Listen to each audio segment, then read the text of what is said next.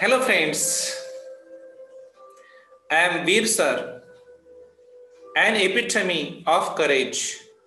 धैर्याचं एक मूर्तिमंत प्रतीक, धैर्याचं एक मूर्तिमंत स्वरूप.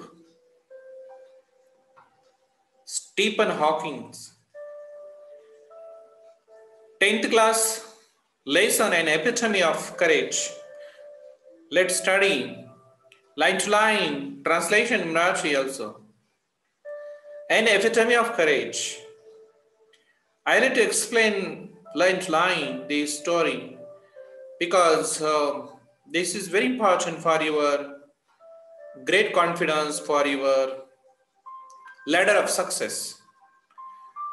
We often tend to hide behind our weaknesses, disabilities, handicaps, our mourn over them our whole life through. Dr. Stephen Hawking, one of the greatest scientists of the century, did not do so in spite of suffering from a very rare and dreaded disease. Dr. Hawking continued his research undaunted. His exemplary courage should inspire us to do our best even under trying circumstances. He passed away on March 14, 2018. Epitome of courage, धैर्याचं एक मूर्तिमंत उदाहरण आपण इथं पाहणार आहे. We often tend to hide behind our weakness, disabilities, handicaps, or mourn over our whole life through. Actually, we are blaming others, we are giving bad words to others, and we are not doing ourselves hard work. आयुष्यामध्ये आपण सतत दोष देत असतो, नकारात्मक बनत असतो, दुबळेपणा, अपंगत्व आयुष्यभर कुडत बसत असतो. मला हेच अडचण आली, आपण रडत असतो. मला ही अडचण आली, मला हे जमणार नाही, मला हे कळत नाहीये, असं आपण दोष देत असतो. याला अपवाद आहे डॉक्टर स्टीफन हॉकिंग. ह्या व्यक्तीनं, ह्या शास्त्रज्ञानं एक महान सर्वोच्च स्थान मिळवलेलं आहे.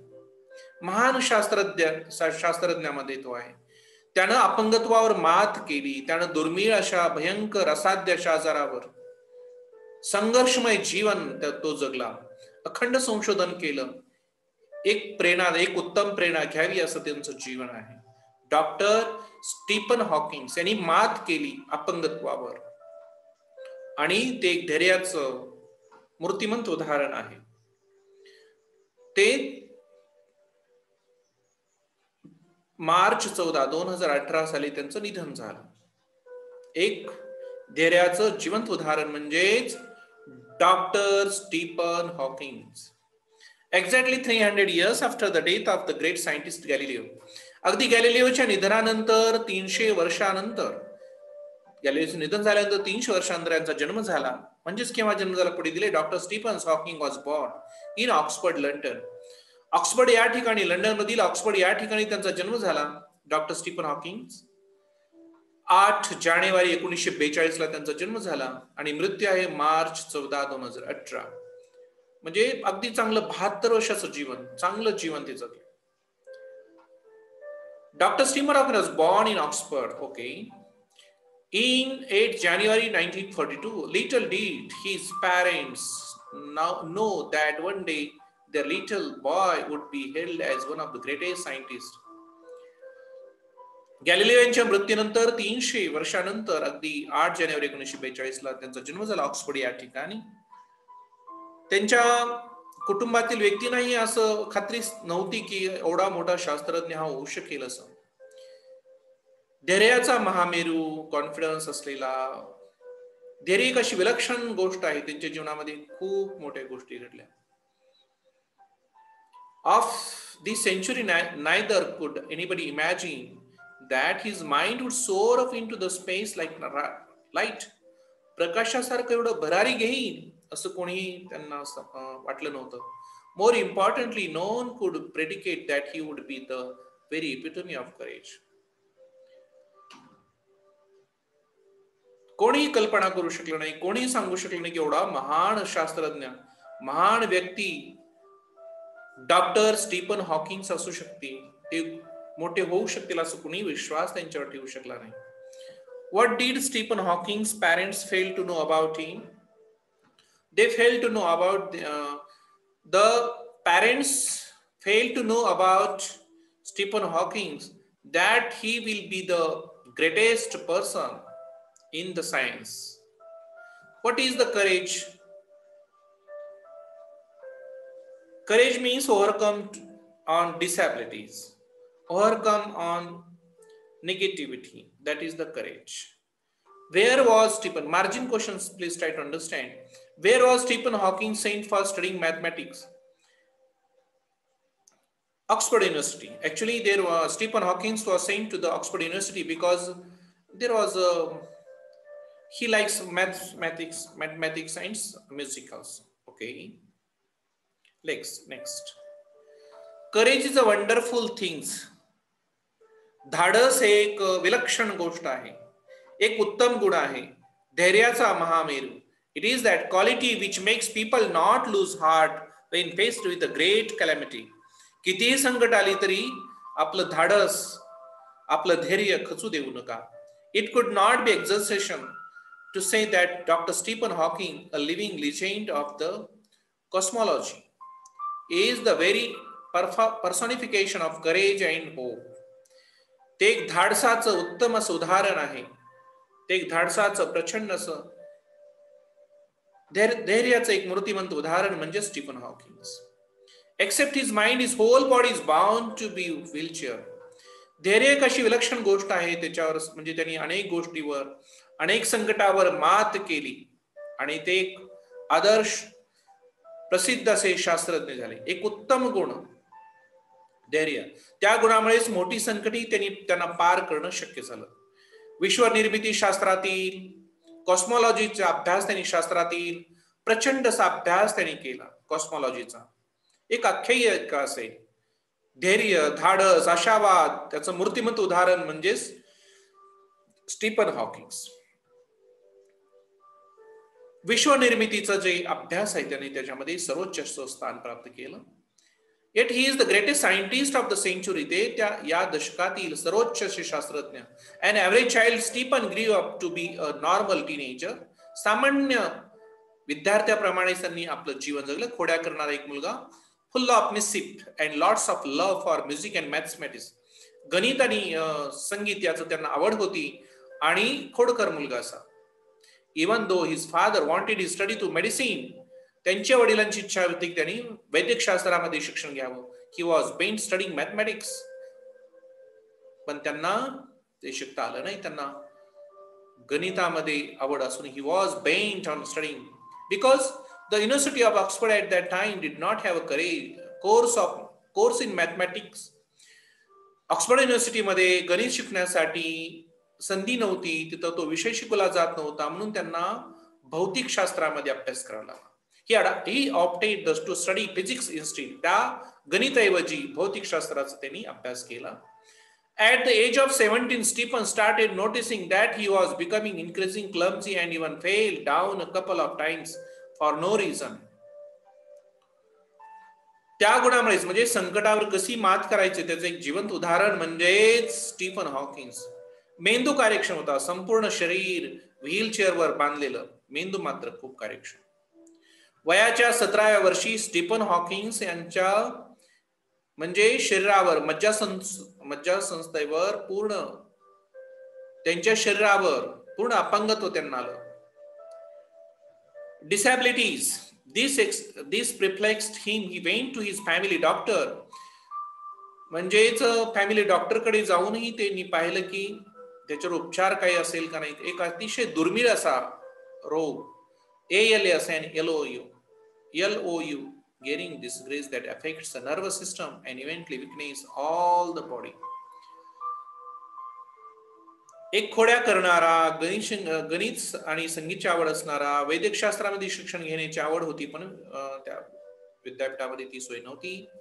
गणित विषय होता, भौतिकशास्त्रामध्ये त्यांनी तो अभ्यास केला. 17व्या वर्षी हालचालीवर जडत्व आलं, ते खाली पडणं, सहजासहजी खाली पडणे, अतिशय दुर्मिळ ALS आणि LOU नावाचे जे दुर्मिळ आजार, मज्जासंस्था अकार्यक्षम, स्नायू समन्वय थांबला, कारण अक्षरही वळणदार येत नव्हतं आणि आजार भयंकर असा दुर्मिळ मात्र होता.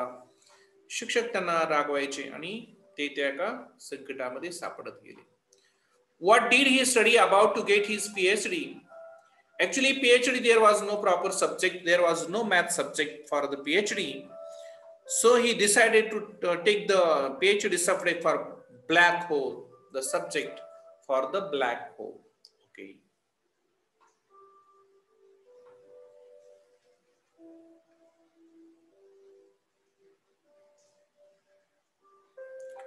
The word is given here. Cosmology is given there. What does the writer say about the books authored by Dr. Hawkins? Actually, that book is very simple to read for simple and lucid language. Thousands of other common people also understand that book one. Okay. These are the margin questions here. Muscles of the body, Stephen says that even as a child, his muscles coordination was nothing to write. त्यांच्या मज्जासंस्थेवरील समन्वय थांबला, स्नायू समन्वय थांबला, अक्षरी वळणदार येत नव्हतं. एक भयंकर दुर्मिळ असा आजार त्यांना झाला होता. अक्षरही चांगलं येत नव्हतं. शिक्षक त्यांना बोलत होते. Home about he recollects that his handwriting would send his teacher into a fit of frenzy. Nor was he inclined towards sports. Nevertheless, his disease came as a bolt from the blue. How much time he had left on the planet was very uncertain. The prognosis was bad, and the doctor said that they could not do much. जगण्याची शाश्वती नव्हती. Stephen Hawkins ते काही करू शकणार नाही तसं डॉक्टरांनीच त्यांना सांगितलं होतं. डॉक्टरांनाही विश्वास नव्हता, पण त्यांनी त्याच्यावर मात केली. संशोधन अखंडपणे अविरत सुरूच होतं. Undaunted, Stephen decided to continue his research and got engaged to a chain.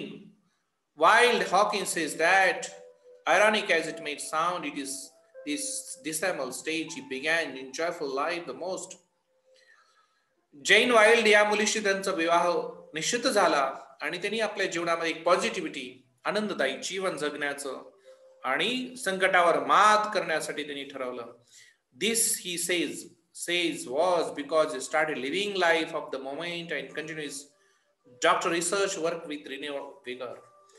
या सर्व अडचणीवर मात करून त्यांनी PhD करण्याचं, डॉक्टरेट ही पदवी मिळवण्याचं त्यांनी ठरवलं. अखंड संशोधन अविरत सुरूच होतं. This is the picture of Dr. Stephen Hawking. आजार वाढत गेला.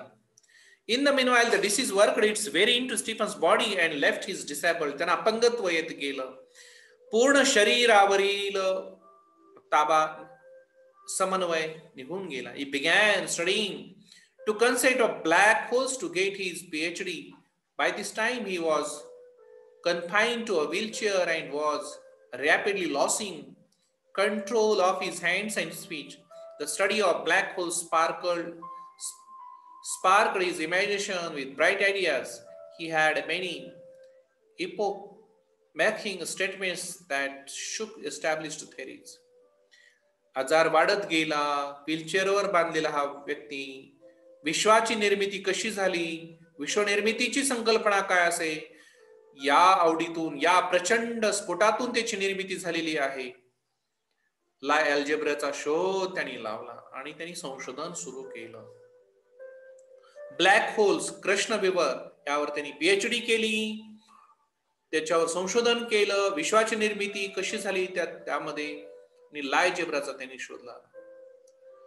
Scientist believe that universe begin with a big bang. मोठा आवाज, मोठ्या स्फोटातून पृथ्वीची निर्मिती झाली.